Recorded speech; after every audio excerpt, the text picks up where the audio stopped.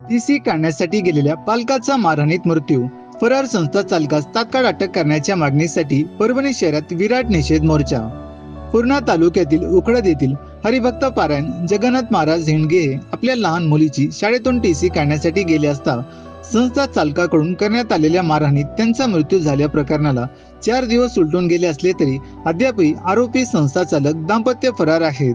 आज हजारो परभणीकरांनी दोषी संस्था चालक दाम्पत्याला तात्काळ अटक करून कठोर शासन करावे या मागणीसाठी रस्त्यावर उतरून जिल्हाधिकारी कार्यालयावर विराट मोर्चा काढण्यात आला.